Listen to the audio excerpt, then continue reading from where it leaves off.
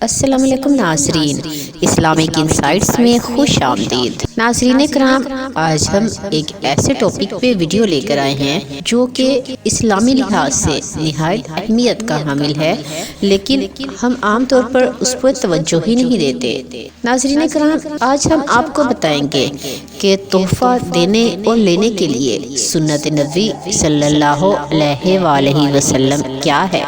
ناظرین، تحائف کے تبادلے کو ہمارے معاشرے میں لین دین کی نگاہ سے دیکھا جاتا ہے۔ بہت سارے مواقع پر ہم رسم دنیا کو نبھانے کے لیے تحائف دیتے ہیں۔ ایک دوسرے کو تحائف دینا انسانی تہذیب کا حصہ ہے۔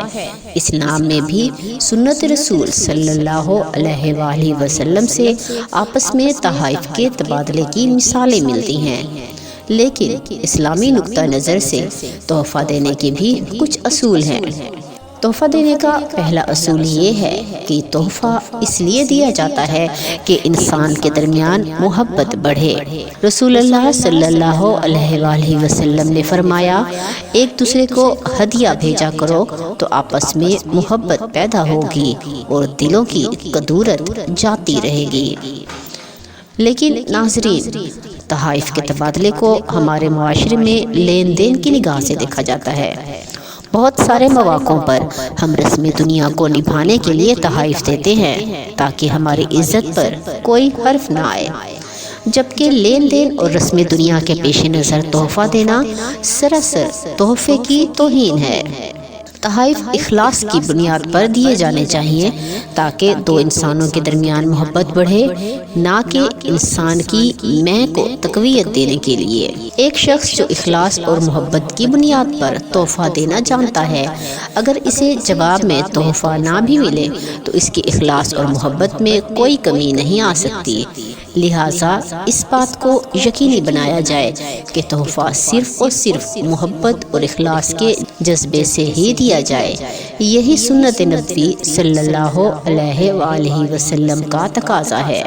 تحفہ دینے کا دوسرا اصول یہ ہے کہ تحفے کا قیمتی ہونا رقم پر منحصر نہیں۔ وہ تحفہ جو اخلاص اور محبت کی بنیاد پر دیا جاتا ہے، اس کی قیمت نہیں لگائی جا سکتی۔ اس لیے کسی کا تحفہ چاہے بہت قیمتی نہ بھی ہو، لیکن اس کو خوش دلی سے قبول کیا جائے۔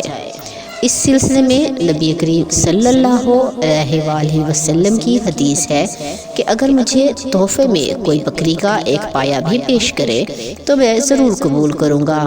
اگر کوئی دعوت میں ایک پایا ہی کھلائے تو میں ضرور اس کی دعوت میں جاؤں گا۔ تیسرا یہ کہ تحفہ دینے کا تقاضا ہے کہ ہم دوسرے انسان کو بھی تحفے میں وہی چیز دیں جو ہم اپنے لیے پسند کرتے ہیں۔ کوئی بھی ایسی چیز جو خود آپ کی نظر میں بے وقت ہے، ایک دوسرے کے لیے پسند نہ کریں۔ لہٰذا کسی کو تحفہ دیتے ہوئے اس کی بے عزتی نہ کیجیے، نہ ہی ان کو کم حیثیت سمجھیں۔ اس سلسلے میں رسول اللہ صلی اللہ علیہ وآلہ وسلم ارشاد فرماتے ہیں، اس ذات کی قسم جس کے قبضے میں میری جان ہے، کوئی بندہ مومن نہیں ہو سکتا جب تک وہ بھائی کے لیے وہی پسند نہ کرے جو اپنے لیے پسند کرتا ہے۔ ناظرین کرام، تحفہ دینے کا چوتھا اصول یہ ہے کہ میاں روی کا پہلو کبھی ہاتھ سے نہ جانے دیں۔ دوسرے کے حالات اور مالی حیثیت کا خیال رکھتے ہوئے اس پر بوجھ نہ ڈالیں تاکہ وہ آپ کے اخلاص کو بوجھ تصور نہ کرے، جو کہ بعد ازاں اس کے لیے مشکل کا باعث بنے۔ تحفہ دینا سنت نبوی ہے۔ اس کا سب سے بڑا اور بنیادی تقاضا یہ ہے کہ اس کو محبت اور اخلاص کی بنیاد پر دیا جائے۔ اس لیے تحفہ دیتے ہوئے تحفہ دینے کے اسلامی اصولوں کا خیال رکھا جائے۔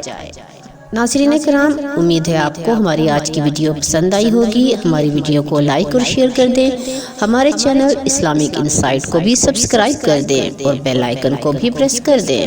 ملتے ہیں اگلی ویڈیو میں، تب تک کے لیے اللہ حافظ۔